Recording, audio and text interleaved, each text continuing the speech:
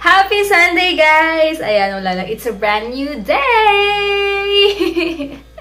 Grabe, late na kami nagising. Tumawad pa ako ng ilang minutes. As in, nababad trip ako na sobrahan yung pag-contour ko. Hindi ko alam kung paano siya. Pero, niligan ko na siya ng powder. Kaya, ayan. And, hindi ko pa na... Ang hirap talaga pag madalian ng pag-aayos, grabe. But anyway, ayan, after church, kila mama kami magla-lunch kasi may nga sabi ko sa inyo, may bisita si mama doon. Tapos, yun lang, and di ko alam kung baka itali ko yung hair ko.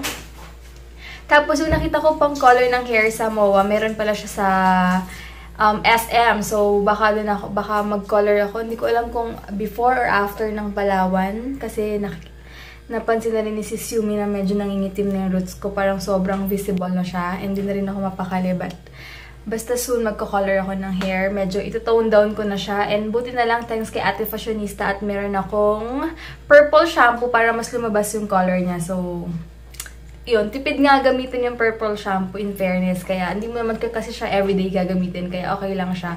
So, excited na ako mag-tone down para kasi sobrang blonde na rin, diba? So, sige guys, later na lang. Ay, John, good morning ka muna, dali. Good morning muna yung asawa ko. Hey guys! Morning! Morning! So, off to church and have a great Sunday. Ayan, kotse na kami. Simple lang yung outfit namin today. Dinamayan ko siya kasi sabi ko sa kanya kapag nakadress ako, kailangan as much as possible. May kwelo siya kasi, di ba, para naman siya hindi magmukhang... Diba? Kaya sabi ko sa kanya, pag t-shirt, simple lang din ako. Pag nakaayos talaga. So, ayan. Okay ka ba dyan? I'm alright. How about you guys? So, ayan. Diba? Kailangan partner din kapag sa forma. Alam nga naman ako lang yung sobrang todong bihis, diba? So, ayun. Medyo mainit. Mainit na naman. Ayan. Dito na kami ngayon sa highway. Yay! Ano na ba? 10:25. Magka-10:25 na. Ayan, dito na pala kami ngayon sa may Madrigal. Tawag dito, medyo madadelay lang yung vlog ko ngayon kasi mabagal yung internet connection ko. But anyway, 11 minutes lang naman yung vlog kahapon. Di ako nakapag-vlog kahapon kasi natulog ako buong maghapon habang nanonood siya ng Jurassic. Ano yan? World? Jurassic Park. Jurassic Park. Jurassic World yung bago. Oh, Jurassic Park. Dahil nga, sobrang antok ako. Kaya natulog na lang ako. Tapos pagising ko, sobrang oily ng face ko as in. Tapos punta kami SM. Yun lang ginawa namin. Tapos kila mami, hindi lang ako nakapag-vlog. Kasi alam niyo naman, super nalalobat ako. Ang bilis malobat nitong phone ko dahil nga nagba-vlog ako. Pero kasi siguro kung di ako nagba-vlog, di naman siya ganun ka Kaya, lagi kong dala yung charger ko. Para anytime din, makapag-charge ako. Kapon ngayon lang, ang natutuwa talaga ako kay Paul Soriano tsaka yun sa kasal nila. Parang biglaan yung kasal nila, no? Hindi in-announce na ganito kung kailan yung kasal nila. Unlike yung kay Yeng, alam mo, sa ibang artista. So sila parang biglaan. Nagugulat na lang ako na nag-update yung page ni Tony na yung kasal niya. Kaya sabi ko, kasal na pala nila. So ayan lang guys. And excited na ako mamaya makita ko si mama kasi hindi nga kami nakapag-overnight this week dahil sobrang busy nga. Next week, Palawan kami. So, excited na ako! Ayan, buti umabot kami sa stoplight. Wala masyadong nakapark. Mamaya super dami niyan for sure. Ayan, dito na kami ngayon sa may Toyota. Dito marami-raming jeep. Ayan. Abot ulit kami ng stoplight. Yan, 10:33 pa lang. So, may time pa kaming kumain. Ayap. Ayan. Nagugutom na ako. May binibilan kasi ako doon na parang bread na may cheese. 20 plus lang, di ba? Pizza yun. Pizza bread. Pizza bread siya. Pero pwede na 20 pesos lang. So, sarap na. Ayan, tinali ko muna yung buhok ko. Parang maiba naman. Kasi, tsaka hindi rin ako nakapag-plancha. Dahil kanina sobrang antok talaga. Kasabi ko, nag-alarm ako ng 8:20. Relax her. Ganda ng outfit niya. Nag-alarm ako ng 8:20. Nasabi ko, Jel, Sabay na lang tayo maligo mamaya. 8:40 tayo gumising. Eh di nag-alarm na 8:40. Sabi ni Heinz, 8:45. Buti hindi ko pa ginawa 9 o'clock. Kaya sabi ko, bilis ako na lang maligo tsaka mag-makeup. Kaya na nangyari, kakabilis ko mag-makeup yung contour ko para akong sinapak dito. Nililigan ko na maraming powder kanina. Ay, antok ko. Na. Sige guys, paakyat na kami. Ayan, paakyat na kami ngayon. May mga ano pa pala dito. Sana konti lang yung bumibili para mabili. Ayan, ang dami lang nakapila dito. Order lang ako ng, wait lang. Ano bang masarap? Yung dati ko in-order, meron dito lang siya. Ganito lang siya kaliit. 11 a.m. and 3 p.m. services. Now, since Victory Santa Rosa is part of the South Hub, if you have any friends, relatives, or loved ones living near that place, would you kindly invite them to try and attend our services there? I will be helping in the 3 p.m. service there. So, so if you have anyone that you can invite, tell them that I'm gonna see them there, 3 p.m. starting June. The law of the Lord is perfect, reviving the soul. When I see the word law, ang alam ko lang lahat ng bawal. Remember they call us you? Sometimes I remember that we would call, ask us what kind of Christians we are. You're born again? You're born against? You know, parang lahat bawal kasi that's what rules. That's what they mean to me when I see law, rules. Everything is against everything. Lahat bawal. You can't do this, you can't do that. How can such a thing revive the soul? Because revive means, again, life. Breathing life again. New life. Viva. Diba? Diba? Diba? It's hard because you can see everything everywhere. It's almost, things are dead. That's what it means to give life. Something has to be dead. Something has to be broken. You look all over the world, you look over just our country, all over the news. You see a lot of broken things. Going out into the streets. Something's wrong with our economics. Something's wrong with the way things are being done. Something's wrong with even the weather. Bad news. My dad, everything that God already did. Tapos na po. There's no pressure. Imagine the freedom that you have, that every morning you're soaked in the good news. I have a friend who's a champion of the good news. Word brings wisdom. Wisdom. It says the testimony of the Lord is sure. Even the simple can become wise. Today it's all about knowledge, isn't it? Internet, just everything is a click away. And sometimes they judge people, the decisions we make, by what we know. You know, more and more scientists nowadays are discovering the validity or how to prove that the scripture is actually correct in what it's saying. It's trying to prove, the Red Sea was low tide, or the years of God creating the earth. I'm not going to get into that. But what I'm saying is more and more scientists, though, are realizing that it's not science that needs to prove scripture, it's scripture that's validating science. That everything that we need to know, even in science, this could be a science textbook if you really study it well. I'm going to show you a chart. I don't want to dwell on it, but I'm just going to show you a few discoveries. This is if we have the ears to listen. Wait a minute. That's just knowledge. That's not wisdom. Right? What I'm a little scared of also is that we approach the Bible as a source of just trivia, information. We might end up like this guy. There was a guy that Psychology Today wrote about. He was someone like, let's talk about wisdom. We want to be someone like this girl that we know. She was our guest speaker in the Ignite conference. And her grade school teachers always thought she would never amount to anything. This is how she told her story. I'm just repeating it. She went to grade school and her teachers would say, Rachel, that was her name, Rachel. Very nice, good heart. Very slow.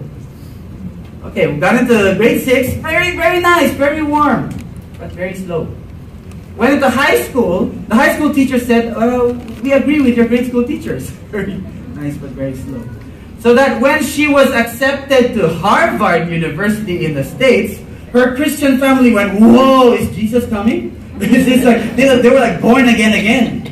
But she was a little scared because I've always been nice, but a little slow. How am I going to make it through Harvard? Well, her Christian aunt said to her, what you do is you meditate on the word night and day. Just, you do that. Meditate it, chew on it. Just like a cow. You know that picture of a cow chewing on the grass? Not really ingesting it? You know, just chewing and chewing and chewing. Do that. Meditate on it night and day. So that's what she did. And this is her. This is what she said. She is now the CEO of one of the leading leadership development firms in Singapore called Rohe. Rachel Ong said this at our Ignite conference: "We will never understand the full capacity of who God is and what He wants to do with it." That the Bible is the source of wisdom and the source of life. Would you buy a Bible? Don't get one from, well, you can get one from us, of course. If you won't bring it back, at least read it at home. The Bible I grew up with was this huge Bible that lay on the altar, because I met Christ only when I was 30. So all my life it was just a dust gatherer. I seen you like the magicians in those movies of those magicians and sorcerers. Wow, all the dust is gathered. That was the Bible we had at home. Don't get a Bible like that. Get a small one, even though it's a little expensive, because if it's expensive, if you shelled out money for that, then you'll read it, right? I shelled out for this, and well, I need to read this. Return of investments. Oh, that's kind of wise. So, get a Bible. Maybe the best Bible ever to get. But also, if you're intimidated, if you have a lot of questions and you think, Lord, I'm nice, but I'm also like Rachel. I'm a little slow. How am I going to understand this? Would you study in groups? Find people who really want to share the word. In fact, are there victory group leaders? Lord brings, there was life and there was wisdom. Now this is the most confounding. Joy, love. Do not go to Leviticus or Numbers. All these things to do, all these commandments and sacrifices and blah blah. Joy. When you see all the numbers, did you ever get to that chapter? Was it Leviticus? Begat. You have a number of all the generations. This guy begat this guy, and this guy begat this guy. Begat. How can that be joyful? But the Bible says the precepts, David writes with the song, the precepts of the Lord are right. They rejoice the heart. You know, the only thing I can think of is that even when you're, baka bagay sa cross training natin, even when you're exercising, tama? And I know this for myself, that exercising is not easy. Lalo na pag sanay ka nakaupo, you know, doing your work, you have to do all these things, you have all these priorities, but to stand up, and then make you walk a bit, that's kind of hard. But science tells us, relevant naman tayo, there are a lot of benefits to exercising. Understand me?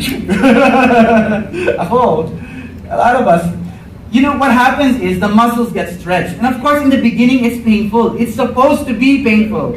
It's supposed to be. Because as you stretch it and relax it, that's how the muscles get strengthened. That's how they grow. And the other benefit of this is that the brain, as you get used to this, will release a hormone called endorphins. Words out. Let's say endorphins.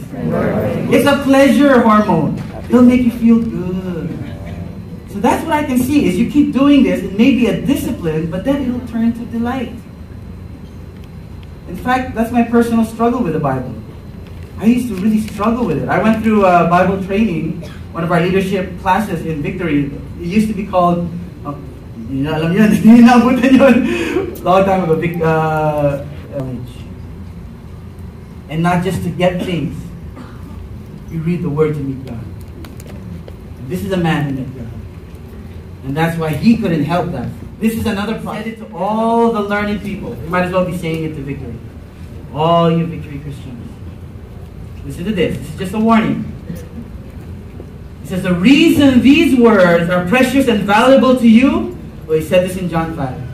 You search the scriptures because you think that in them you have eternal life, but they're valuable because they bear witness to me. I'm the way, the truth, and the life. Come to me. Don't get the trivia from this. Yes, read this, love this, because you're with me. Like Jeremiah, I am yours. That's why I love your word. In the end, as we ask the worship team to come up, I'll land with this. God's word has all the faith and hope and freedom for us. And we pray that as we... Are you feeling the urge now? Maybe I should have a Bible. Maybe it's not so hard as long as I'm with Jesus. Maybe if I keep my eyes focused on Him, these words will make sense. Even more than say to people like Rachel Ong. Hopefully someday to my dad. Yes, God bless his soul. To Kuya Arman. You'll be like them. Even greater than them. That makes His words come alive. The grace of God brings life to His word. The grace of God. He will always come through. I will choose to believe. I believe. I believe. Ayan, umorder ulit si Heinz. Yung malaki naman. 53, no? Yung malaki. Ayan. Super 8 yun. Lahat ng laman. May pepperoni, may beef. Halo-halo na. Pwede na. Kami sa taas. Kakatapos na ng service. Ayan, hi pala kay Angel. Hi din daw sa'yo. Hi Angel. Alright, so nabalitaan ko na uwi ka raw next week. So, hope you enjoy your stay here in the Philippines, okay? Hiyang daw siya sa Gluta Soap, kaya dadami niya doon yung order niya next week. Sabi ko kasi this week nasa Palawan kami. Sabi niya, sa 17 pa naman daw yung flight niya. So, order siya next week. Ayan. Thank you so much! And happy ako at hiyang ka sa Gluta Soap. So, gagawin niyo lang is like or tweet, IG, Facebook, share and follow. Sige guys, be happy, okay? Be happy, guys. Love, love, love! Excited na ako sa travel namin. Parang kaming dalawa lang. Super layo namin sa mga buildings, sa mga malls. Ang makikita lang namin dun puro nature. So, first time! God's creation. Ayan. And hi kay Ayana Castro. Thank you so much. Ayan. Ito na kami sa pababa na kami.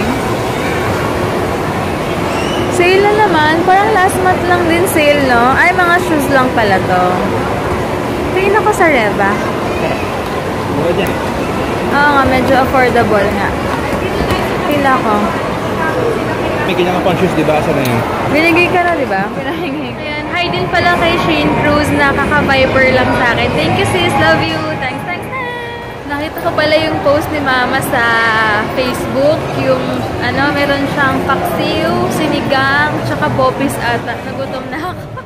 Ayan, sa likod pala, puro dumi. Ano yun, puro kalat. Yun yung mga, yung mga pinagpapatake out si Mama ng mga pagkain. Yun yung mga lagayan. Ngayon, ibabalik ko na sa kanya. Dito na kami ngayon sa likod. Sa Madrigal to, no? Ay, hindi to Madrigal. Something, basta. Westgate. Westgate pala to. Ayan, medyo, ngayon. Hindi mo suot yung salamin mo. Yun pala nakalimutan ko ikwento kagabi. Sabi kasi ng lolo ko. Sabihin daw niya dapat sa amin na bili na lang daw kami ng pansit, saka chicken, sa buong chicken, para daw wag nang gumastos. Sabi ko, okay lang yun kasi yung pera kinikita, pero yung lalabas namin sila kumain, makakain nila yung gusto nila, super priceless, diba? So, nakakatuwa lang kahapon kasi masaya yung lolo't lola ko, yung tita ko. Busog sila. Busog sila na nakain. Mas may kare-kare rin. Ha? Sulit din, no? Oo, sulit kasi doon na lahat. Kaya medyo okay na. So, happy lang din kami kasi nga, masaya sila. Super priceless yung kasiyahan na nakita ko sa kanila kahapon. And kahit nasaglit na kami sa ATC, importante kumain lang. Kasi may pupuntahan din silang parang reunion. So, hindi na kami nakapunta kahapon kasi nga, may mga nakasked na rin kami kahapon. Tapos yun nga, pagod na pagod din ako. Sobrang rin antok, kaya sabi ko sinulit ko muna yung araw kahapon. Sige guys, ito kami sa may Alabang, punta kami na ang hari. Alam ko merong mga parang dampa dito ganyan, no? Kaya lang baka pricey yung mga food kasi seafood na mahal dito. Dito kami ngayon sa Alabang West.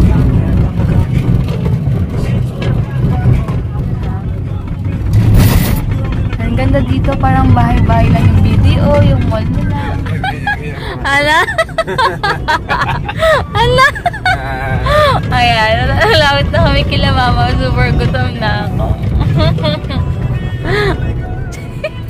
Ayan, hi pala kay Mami Cathy. I miss you. Ngayon lang ulit tayo nag-usap pala kasi alam ko busy ka. And congrats sa anak mo na graduate last week. Hello. Hello. Hi guys, ayan, may mga kasama pala kami pinsan ko. Ayan, sa side. Saan bang side sila? Sa mother side. Ayan. Sa other side. Sa other side. Hi ka! Hi! Hi ka daw. Oh, diba? May mga daming bata kaya dun sa bahay. Sa other side. Mag-ano muna kami. Hi ka muna sa kanila. Kamusta kayo lahat? Mag-grocery muna kami. Nag-spray ako ng Evian kasi super init. Wait lang mag-retouch. Ito kami ngayon sa May La Jolla. Gusto mong pasyal? Saan ba tayo? Basta Robinson, diretso. Diretso malapit. doon lang pala kami sa maliit na Check road. natin ang washing machine. Oo nga pala. Bed Buy. Doon na kami sa Robinson's Supermarket. Buhay na to. Robinson. Dito pala yung buhay na tubig. Townville. Oh. Ma. Ikaw, ano? Pabili lang kayo ang gusto niya. Anong yan? Anong gusto mo? Ayan, gusto mo beauty set. Ito para may tubig oh. Mabasa tayo.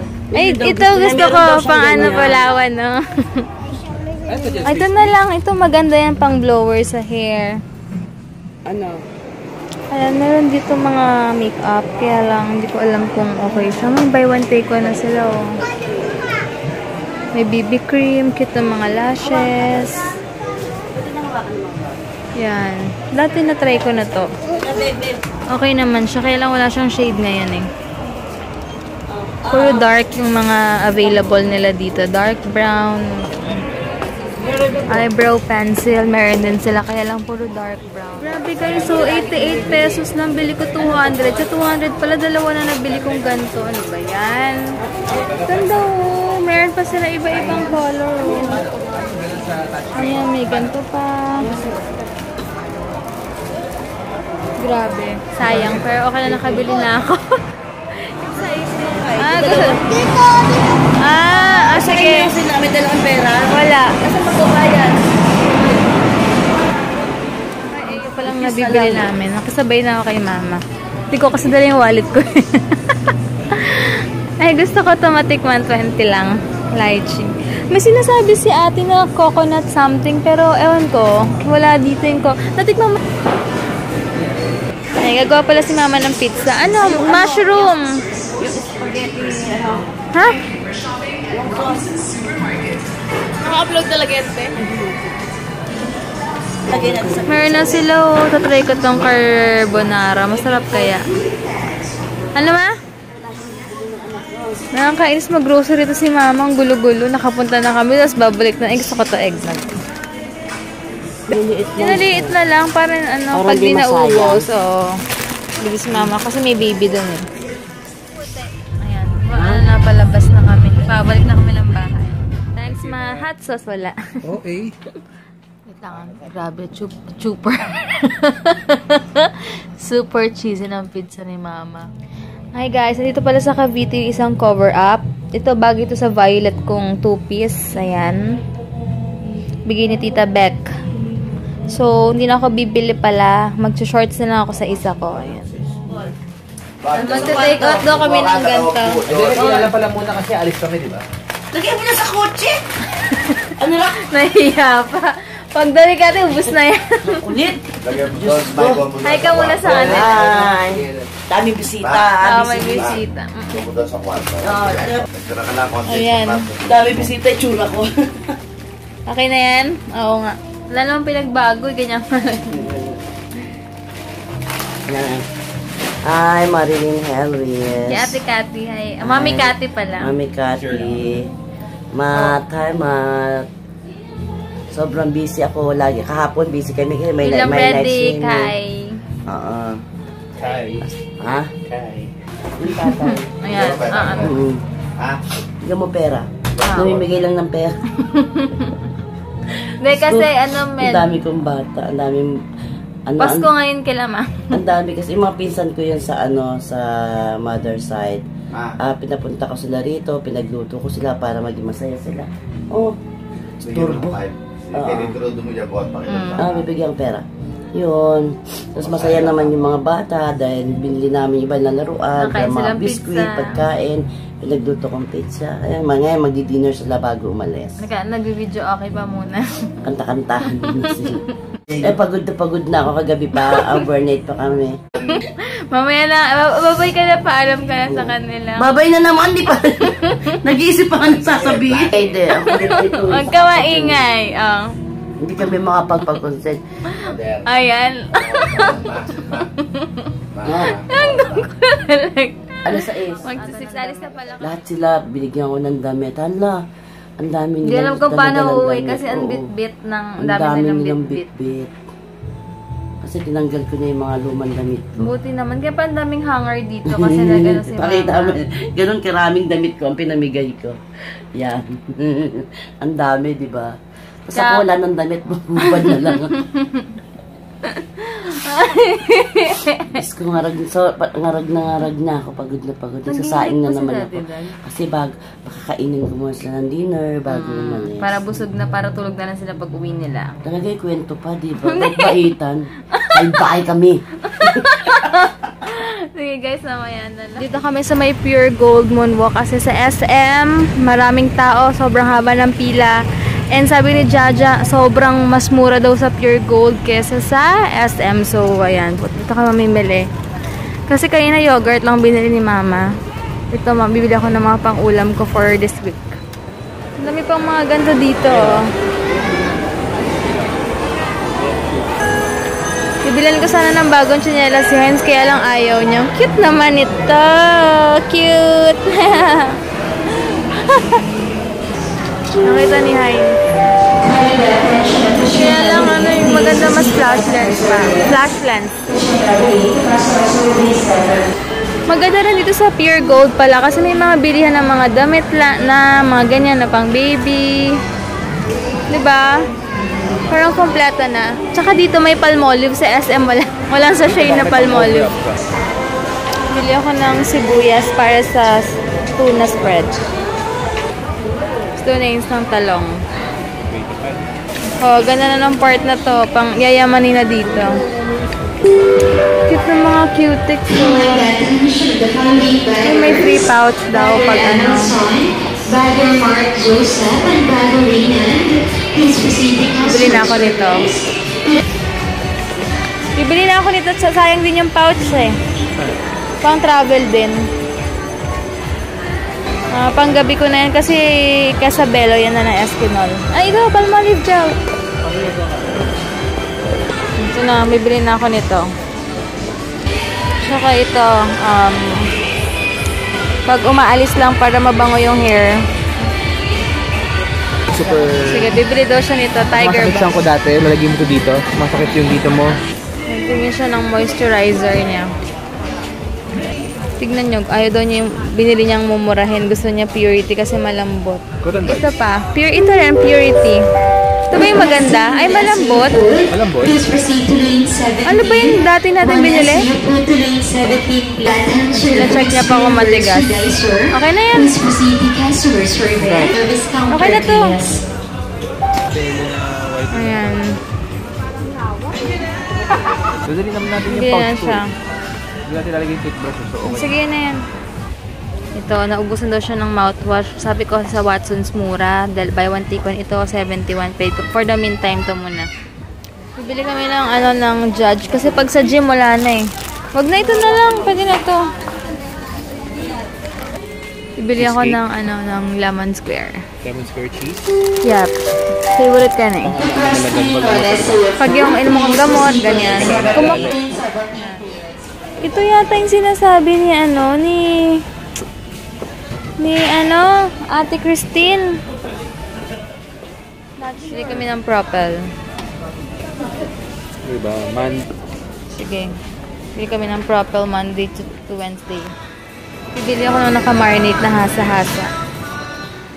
Hi guys, kanina pa kami sa bahay and nag-aayos muna ako ng mga umorder kasi marami-rami ngayon kaya mag-aayos muna ako.